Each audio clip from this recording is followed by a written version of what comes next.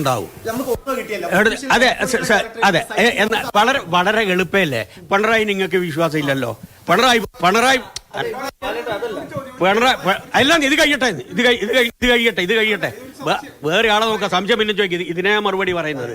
ഇതിന് മറുപടി ഞാൻ പറയട്ടെ. പിണറായി ആണല്ലോ നിങ്ങൾക്ക് സംശയമുള്ളത്.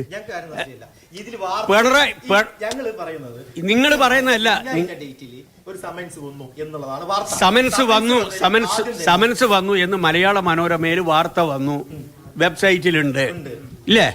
പിണറായി പറയുന്നു ഞങ്ങൾക്ക് ഇത് കിട്ടിയിട്ടില്ല എന്ന് പിണറായി പറഞ്ഞാൽ നെക്സ്റ്റ് നിങ്ങൾ ചെയ്യേണ്ടത്, പിണറായി ഇങ്ങനെ ഒരു പത്രസമ്മേളനം നടത്തി പറയുന്നു കിട്ടിയിട്ടില്ല എന്ന്, നിങ്ങൾ എന്തുകൊണ്ട് തുടർ നടപടികൾ എടുത്തില്ല? നിങ്ങളും പിണറായിയും തമ്മിൽ കൊള്ളുകൂടിയ കേസല്ലേ?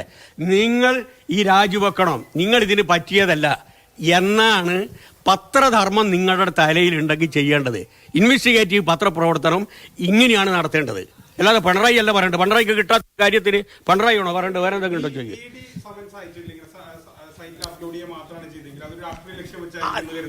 എല്ലാം അത് അവരോട് ചോദിക്കൂ. ഞങ്ങളിപ്പോ ഒന്നും പറയുന്നില്ലല്ലോ അതിനെപ്പറ്റി. ഇതിലെ മുഖ്യമന്ത്രി പറഞ്ഞല്ലോ, കൃത്യമായിട്ട്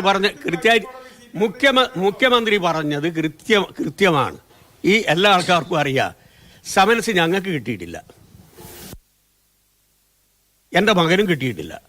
അപ്പൊ സ്വാഭാവികമായും നിങ്ങളുടെ മുമ്പിൽ നെക്സ്റ്റ് ചോദ്യം, സമൻസ് എന്തുകൊണ്ട് സെർവ് ചെയ്തില്ല, കിട്ടിയില്ല എന്നാണല്ലോ മുഖ്യമന്ത്രി പറയുന്നത്. അപ്പൊ നിങ്ങൾ അന്വേഷണം കൃത്യമായി നടത്തുന്നില്ല. നിങ്ങളും പിണറായിയും തമ്മിൽ കൊള്ളൂടിയിരിക്കുന്നു, കേന്ദ്ര ഏജൻസി പരാജയപ്പെട്ടിരിക്കുന്നു എന്ന് നിങ്ങൾ പറയണം. പിണറായി അല്ല പറയണ്ട്, പിണറായി പറയണ്ട്. ശരി, പോലീസ് എന്ന് പറയുന്നത് എല്ലാ കാലഘട്ടത്തിലും ലോ ആൻഡ് ഓർഡർ പ്രശ്നവുമായി ബന്ധപ്പെട്ടുകൊണ്ട് ലാത്തി ചാർജ് ഉണ്ടാകാറുണ്ട്, ടിയർ ഗ്യാസ് ഉണ്ടാകാറുണ്ട്, എല്ലാം ഉണ്ടാകാറുണ്ട്. അല്ല, ഇവിടെ ഞാൻ ചോദിക്കുന്നത്, നിയമത്തിന്റെ മുമ്പിൽ ഞാൻ MP ആണ്, ഞാൻ MLA ആണ് എന്നുള്ളത് കൊണ്ട് ഒരു ലോ ആൻഡ് ഓർഡർ പ്രശ്നത്തിന്റെ എക്സെപ്ഷൻ കൊടുക്കുന്നുണ്ടോ ഇവർക്ക്? മണിയാശാനെ നിങ്ങൾ എന്തൊക്കെ ചെയ്തിരുന്നു? മോഹനം മാഷ നിങ്ങൾ എന്തൊക്കെ ചെയ്തിരുന്നു? അതിനൊക്കെയുള്ള പ്രതികാരമൊന്നുമല്ല ഇത്. ഒരു സ്ഥലത്ത് ഒരു പ്രശ്നമുണ്ടായാൽ, ലോ ആൻഡ് ഓർഡർ പ്രശ്നമുണ്ടായാൽ, പോലീസിനെ സംബന്ധിച്ചിടത്തോളം അവർ ലോ ആൻഡ് ഓർഡർ മെയിൻറ്റെയിൻ ചെയ്യാനുള്ള കാര്യങ്ങളാണ് നടത്തുക. അതിലെന്തെങ്കിലും എക്സസ് സംഭവിച്ചിട്ടുണ്ടെങ്കിൽ ബന്ധപ്പെട്ട അഗ്രീവഡ് ആയിട്ടുള്ള ആൾക്കാർക്ക് ഗവൺമെന്റിനെ സമീപിക്കാം. അതിൽ ഉചിതമായിട്ടുള്ള തീരുമാനം ഗവൺമെന്റ് എടുക്കുകയും ചെയ്യും.